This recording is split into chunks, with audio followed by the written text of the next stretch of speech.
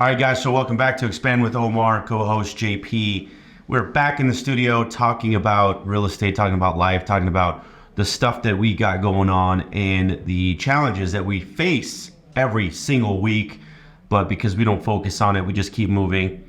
Sometimes, when that ship keeps floating along, it doesn't matter what it gets, what's in the way.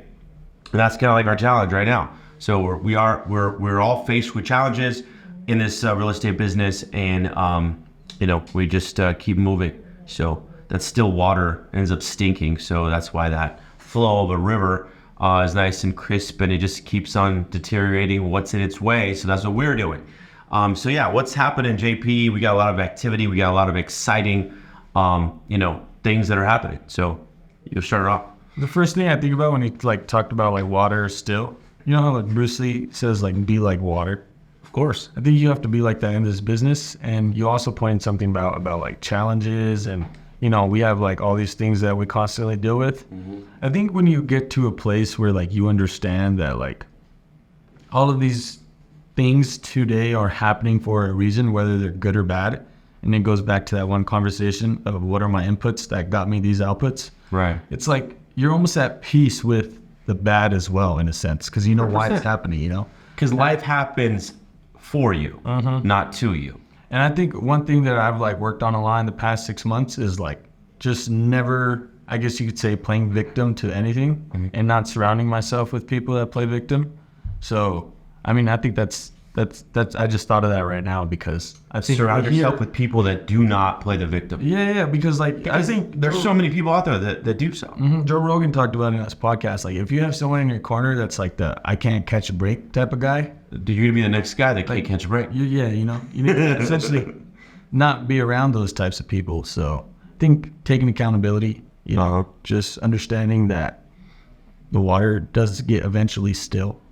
It does. Mm-hmm. But what's going on? I just went on a little ramble. I think we're closing on a nice deal today. One of our biggest transactions for a 60-minute cash offer, which is pretty nice. And we have a lot of other stuff in the pipeline. We just did a call night yesterday. It was pretty cool. It was a good turnout too. A lot of agents from other offices came as well. So let's talk about that. Other agents from other offices come to our place to get on the phones and to be surrounded by people that are on the phones that actually make appointments. And at least, it's the work. You may not get the result right away because in this business, everybody wants instant gratification, and call nights are not instant gratification. It is a muscle. It is a activity that will lead to a potential result. And because we're consistently on the phones, and you're on the phones more so lately, same with Isaac as our follow-up specialist, it attracted other people to be around our environment. And guess what? They showed up, and he did. The one gentleman didn't come prepared. He didn't bring a laptop, didn't do anything. And I'm sitting here listening to him say this, and I'm like, okay, well, you got a phone, don't you? Yeah. How many deals have you closed? Because he's a lender. And he said, yeah, we close a lot. Okay, so do you have some clients that you can call that are on your phones that you can just say thank you? How's the house coming along? What's that and this? And he's like, oh yeah, I didn't think about it. And what ends up happening, just one person, he sets 3 appointments with pre-qualifying other people that they're going to refer to him. But he would have never thought just to use his phone. That's crazy. The very first phone call he made to a past client, they essentially, gave him a referral, which was the sister that wanted to apply. But it just goes to show you, I think, there's a lot of shiny object syndrome in this business. Agents get attracted to offices because they have a bunch of cool marketing tools that you can print flyers and make these cool IG stories. It's shiny. Yeah, it's it looks pretty for Instagram. But, we don't have essentially the nicest, biggest office. No, we don't. No, we're just raw. But we're in here on the phones working. The gentleman yesterday, he was like, dude, it's crazy because I see you post your videos on Instagram of your seller calls, and it seems like you're just back-to-back closing and everything's just super smooth. But I've been seeing you dial for the past hour, and it's the complete opposite. Yeah. No one sees the other work. Yeah, and I'm like, that's just because you see the 10% of the highlights that I post. Right. Just like IG. Yeah, but 90% of it is just, getting rejected, not getting the phone hung up on you. 100%, yeah. working with another investor, another wholesaler. And I think it's very important to like just look around real quick. I always say it's like, yeah, you're working hard, but who you working hard around? Right. You know, they were not used to like setting an appointment and like the whole room cheering them on. Yeah, and with the ringing the bell. Exactly. And that was new to them, you know, and essentially it's just, I think, yeah, just, you know, make sure that people you're around, people you're working around, they just, you know, you're in alignment with them. Cody Sperber says it all the time, and that's something that I share with you a lot, is alignment equals velocity. Velocity, for sure. You know, if you're not in alignment with your wife, your business partners, your kids, how can you go fast? You're not going to go. And speed is everything in this world. Speed of the lead. We always talk about that. Speed is everything in this world. How fast can you take care of that? And people talk about like, oh yeah, but if you go super fast, you're going to make all these mistakes. But yeah, I was going to cuss, excuse my language, but just learn, you know? It's like if you make faster mistakes, you learn faster. Right. So I think speed is very, very important in this business, but people aren't in alignment with no one. So they're really not. Just a little tangent. No, it's good because at the end of it, it's like if we're attracting the right people, actually the right people will be here. The ones that can't hang or probably wanted something different. Yeah, it's not even like they can't hang. I just see it. No, 100%. It's like the accountability that people get faced with, and the, you know what it is? It's too uncomfortable to be in an area where the demand is higher, because everybody wants it simple. Everybody wants it easy. Everybody wants like, hey, what's in it for me? Like, can I get leads? Oh, you mean I have to work for the leads? Oh, you mean I have to make calls? Oh, wait, and then this lead that I'm getting provided, I'm getting paid this percentage on? It's like, dude, my business was built on a 50% referral. 50% I would give up, you know, when I first started, because I knew for a fact that if I represented more buyers than sellers at a 50% commission split, guess what? My job was to earn their future business and all their future referrals. And guess what ended up happening? That's what ended up happening. They all call me. They all come to me for all real estate stuff. But my first initial check was 50%. I think people don't understand that, like, you do business with that person, you nurture them. The second time you do business with that lead, it's a self-generated lead. 100%. Because they easily can go inquire anywhere else. They can. Due to the fact that you nurtured that relationship. It's your lead now, and you'll get paid your split or whatever it is. But I think it's just like not wanting to go through that process of it. Instant gratification. You know, instant gratification, shiny object syndrome. You know, it's like people become a success overnight. People say that all the time, but it's 10 years. It's 15 years as an overnight, 20 years as an overnight success. Fuck, I've been doing this 21 years, and this ain't no overnight success, man.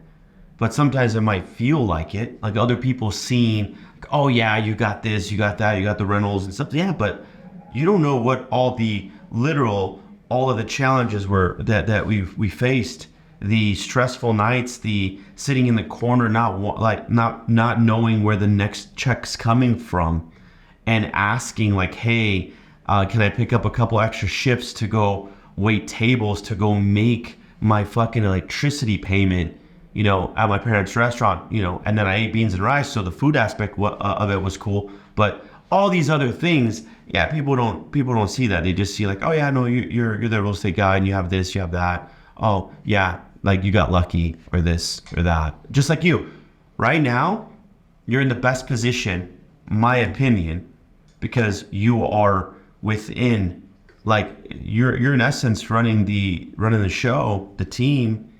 And people are attracted to that. And guess what?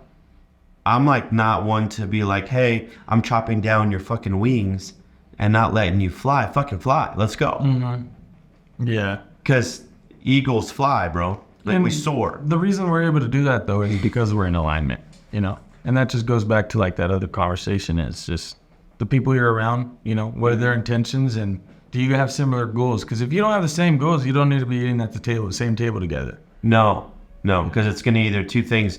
If you're not ready for that new goal, you're going to think it's unattainable, and maybe you're not there yet. So that's why you're not at the table. Yeah, and then another step of that is I think this just comes down to like being, like holding accountability and like being a little vulnerable. Like let's just say you are in a spot where you feel like you're not surrounded by the right team, you don't have the right infrastructure, the right support system that you would essentially like, reach out to people and let them know what you're going through. Yeah. Perfect example is I have 2 different lender partners. One of my lender partners has been struggling a little bit just with, the systems and processes his office has to offer. And my other lender partner is in a well-established systemized approach, office. for sure. And, kudos to the other lender partner. He came to me and got vulnerable and basically told me like, hey man, this is where I'm struggling. This is where I need help with, but I feel like I just don't have a sense of direction.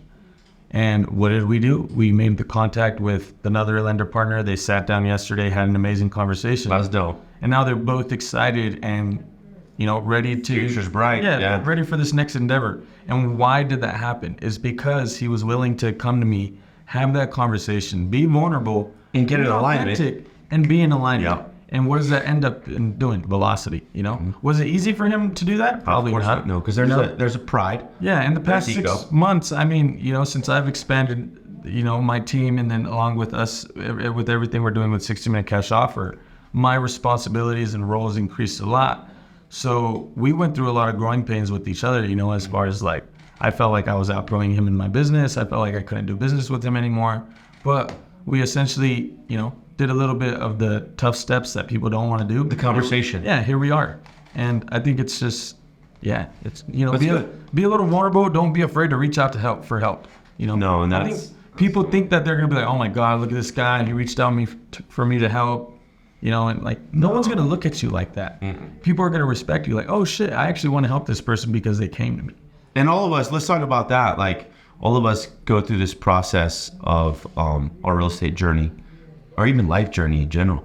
Like, I fucking hate asking for help. I hate it. I just don't. And you're the one that's like, dude, I know you don't want to, but I'm going to come help you move boxes. I'm going to help you do this. My family is like, ask for help. No, I'm good. I'll fucking take care of it myself. But you know what? That's stupid. It is dumb, because if you're able to ask for help, ask for help. I wish I would have asked help early on in my real estate career, just to know, like, hey, what else I don't know? What else don't I know? What else don't I know? It's literally like it's essentially like a product of nature. Right. And all nature does is serve. So it's like, why shouldn't we just continue to serve? Exactly. And serve. Mm-hmm. And serve. No. But yeah. No, it's crazy. You got some crazy stuff going on. I know you have one tenant that's a real estate agent that you're evicting, but you're also dealing with like some other people not paying you, right? Yeah, what's crazy? It's like, we talk about, being successful and IG showing the highlights of the 10% of, as much success. as we love Instagram, there's this other darker side of it that it's just like, seems like you just can't fight. But yeah, go on.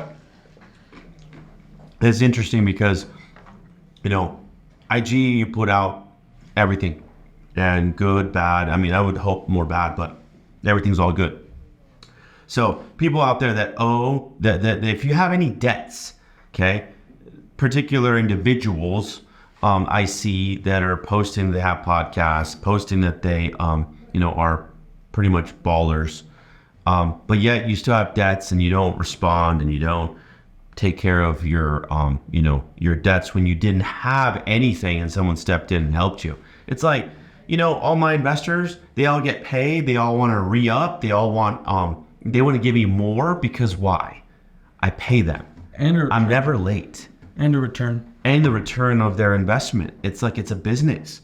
So it's like, if you treat your debts as your business, because they're going to end up, this is the crazy thing. If this individual were like paid me, so wait, let me ask you this. Not the rental. This is just loans. These are loans that I lent out. And so you essentially lended out private money? Yes. Okay, and it's your past your due date? Yeah, 100%. No, years past my due date. What did he borrow the money for?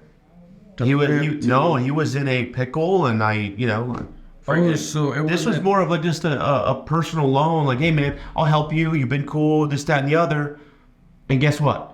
Fucking 3 years. Whoa! So it wasn't like someone 4 years had a deal that it was like, hey, I'll close. You put. No, and this is where I'm going to share with you guys. If you guys are ever going to lend money, lend $1,000. Okay, cool, non-secured. Anything over $5,000, $3,000, secure it on something, secure it on a piece of real estate, secure it on something that if they never pay you, you can foreclose on them, and it's going to make them pay you. Because at the end of the day, it's business. Anything I touch now, anything I give out, $5,000, $10,000, $15,000, $80,000 on a transaction that I lent somebody, guess what I did? I literally lien their property. So if they ever refinance, sell it, or decide to like, oh, I don't want to sell the house no more, guess what? The note's going to become due. Then I'm going to be able to, in essence, start the foreclosure process, or they pay me. Secure your money with a deed of trust on a property. You have to. Period. End of story. Okay? And then the next thing, it's like, if I'm helping someone, just know that, you know how many times I've helped people just by giving them money, and they don't have the respect enough for themselves to, hey man, I can't pay you, let me work it off. Let me do this. Is like they have the courage to ask in the first place, but like when it comes down to like owning up for your like own bullshit, it's almost like yeah. And this is like just regular individuals, and when I say regular individuals, you know, these people have other podcasts, and they talk about, you know, being driven or being like successful, and it's like, how can you even say that if you owe people money? Can we drop a name and just like bleep it? Nah. Okay. But whenever somebody hears this, I'm talking to you, for sure. I think it's like you'll know if, of course, if I'm talking to you. You know, and it's like, you know what? Everybody has their challenges and they face life, right? But communicate. That's it. Just communicate. Just like my tenant. A tenant. There is a real estate agent that rents out one of my properties. I gave him another shot. I even texted and said, hey man, I want to give you another shot. Help me out here. Like, I don't want to file the eviction. It's going to go on your record. And I'm going to blast you all over social because you're saying in it, as I probably shouldn't blast anybody on social, but still, it's like if you're going to rent, have the, have the respect for yourself to say, hey, listen, man, I came into some problems. Let me help me out. My escrow's closing in 25 days. Cool. All right, man. Let me know when that escrow closes. Like, pay your debts. You know, this gentleman is $5,000 in the hole. $5,000 in the hole. That's not much, right? $2,400 a month for rent. But for some people, it's a lot. It is just normal 3-bedroom, 2-bath, and it's like, now you're gonna make me go through the process of evicting. And, you know, I'm going to be posting the house, and I'm going to say this property here is being evicted, or this gentleman here is being evicted that rents one of my properties. It's like, if you communicate, I don't do any of that stuff. But when you don't communicate and you fail to like even ask. No communication is communication. 100%. Again, no communication is communication.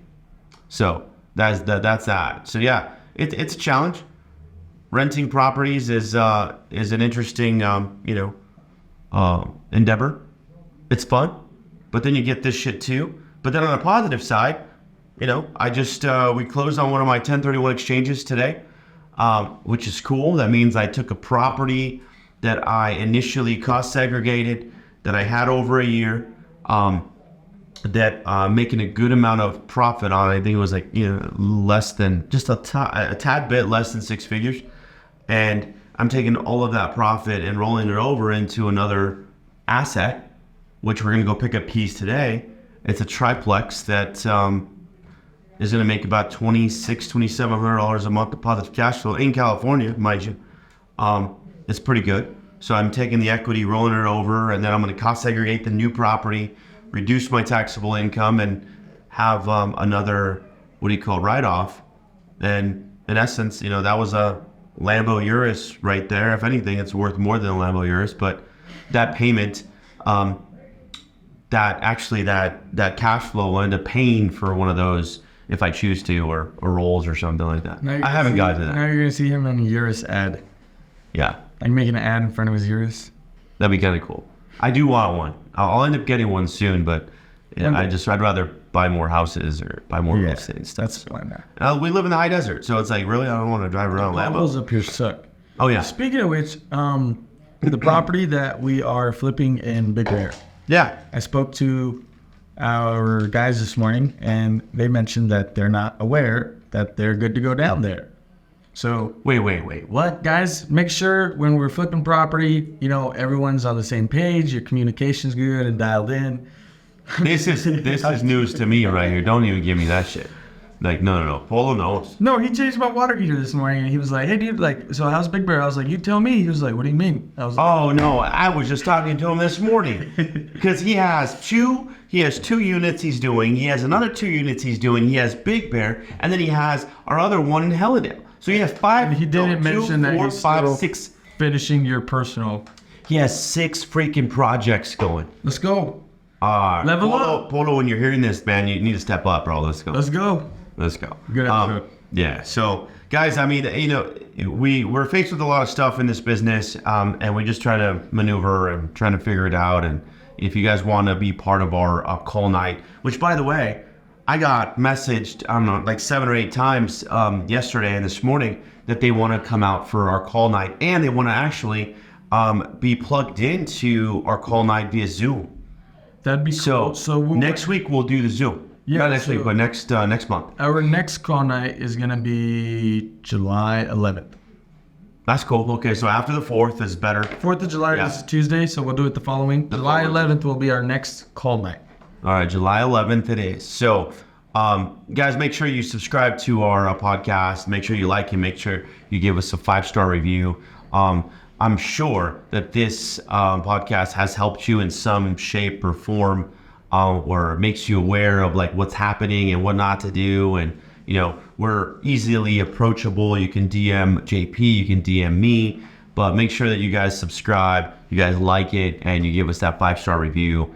We would greatly appreciate it, and we'll see you on the next show. Yep. Take care. Call me here. See ya.